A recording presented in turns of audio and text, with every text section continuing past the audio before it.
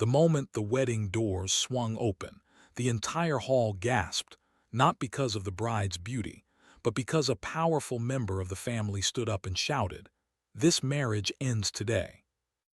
That was the moment everything changed for Amara Chijubum, the Nigerian girl who had no idea that marrying into one of the richest families in South Korea would drag her into a world of secrets, betrayal, legacy wars, and a fight for love stronger than anyone predicted.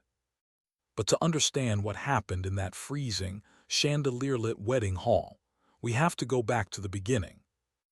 Amara arrived in Seoul 3 years before that dramatic day, a 22-year-old scholarship student with dreams so big she barely slept.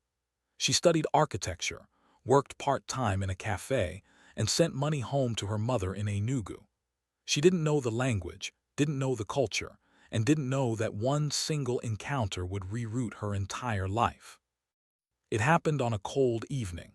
She was closing the cafe when two drunk university boys cornered her, mocking her accent, her skin, her braids, until a quiet, sharply dressed young man stepped between them. "Kogumen ha anus." Enough. His voice cut through the air. That man was Jihoon Kang, heir to the Kang Group, a multi-billion conglomerate that owned malls, tech companies, and even private islands. He didn't brag about that. He didn't even tell her his last name at first. He simply asked, "Are you all right?" And that was the beginning. Their friendship grew slowly, shared study sessions, bus rides where they exchanged playlists, late-night food hunts where he taught her Korean slang while she taught him pidgin English. Jihoon was patient, gentle, and fascinated by her confidence. Amara was strong, witty, and fascinated by his humility. But the problem began when his family found out. The Kang family was ancient money traditional, with strict rules on who their son could marry, someone from a Korean elite lineage, someone who would represent their legacy. Definitely not a black foreigner.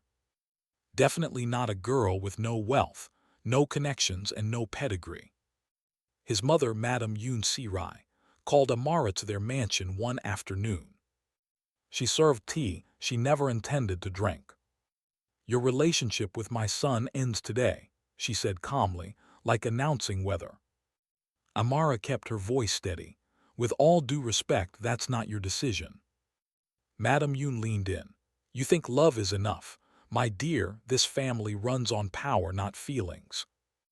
Amara walked out with shaking hands. Jihoon walked out of the mansion that same night. Months passed. They lived together in a small apartment.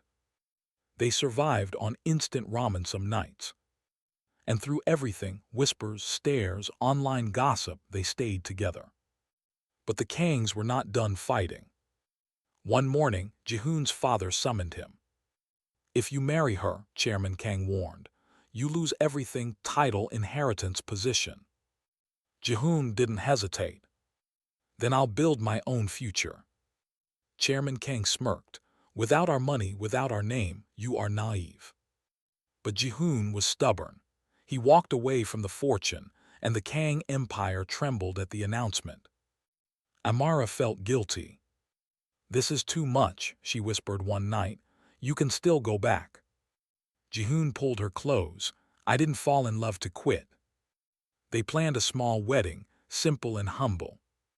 But on the wedding day, everything exploded. The hall was beautifully decorated, white roses, soft lighting, soft music. Amara walked toward Jihoon with a smile that could stop wars.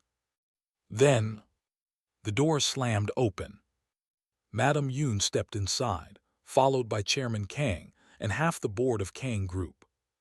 "Stop this nonsense," she yelled. Guests froze. Cameras rolled. "Jihoon Kang is not allowed to marry a foreigner who will stain our bloodline." Amara's knees almost buckled. Jihoon held her hand tighter. But then something unexpected happened. A tall, elderly woman walked forward, someone nobody had seen in years. Grandmother Kang. The founder. The true power behind the empire. She looked at Amara, then at her terrified grandson. "What nonsense are you all shouting?" she said in a cold, commanding voice. The room fell silent instantly. She stepped closer to Amara. "Young woman," she asked, "do you love my grandson without wanting his money?" "Yes," Amara whispered. Grandmother Kang nodded. "And you, Jihoon, do you choose this woman even if you lose the company?" Jihoon answered without blinking, "Yes, Halmione." The old woman turned around, faced the entire Kang family, and thundered, "Then this marriage will go on. Anyone who disrespects her, disrespects me." Gasps filled the hall. Madame Yoon collapsed into a chair. Chairman Kang silently bowed. Grandmother Kang held Amara's hand and placed it into Jihoon's. "You remind me of myself," she whispered. "I was once rejected by this family too, but love is not something they can control." The ceremony continued, stronger than ever. But the story didn't end there. After the wedding, Grandmother Kang summoned Amara privately. "You will enter this family with strength," she told her. "They will try to break you, so you must learn their world." Amara was given tutors in Korean etiquette, business protocols, family politics. She attended dinners where every smile was a lie, every toast was a strategic move. Whispers never stopped. "She's too dark. She's too foreign. She's not one of us. What if she only wants money?" But Amara didn't break. She grew stronger. She became fluent in Korean. She understood the business better than some executives. She won over employees with her kindness. And slowly, very slowly, even Madame Yoon's icy heart began to melt.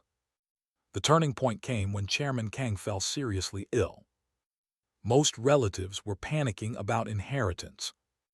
Amara stayed by his bedside days, nights, feeding him, reading to him, making sure he felt human again. He asked her one night, "Why do you help me? I treated you horribly." She answered softly, "Because you're family now." Chairman Kang wept quietly. From that day, everything changed. 1 year later, Grandmother Kang retired and shocked the board by naming Amara the new cultural liaison and development strategist of the company, a role with massive influence. People protested. Board members objected.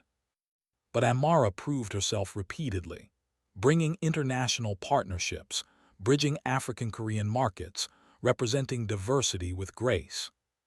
She became the face of a new era for the Kang Empire. And Jihoon.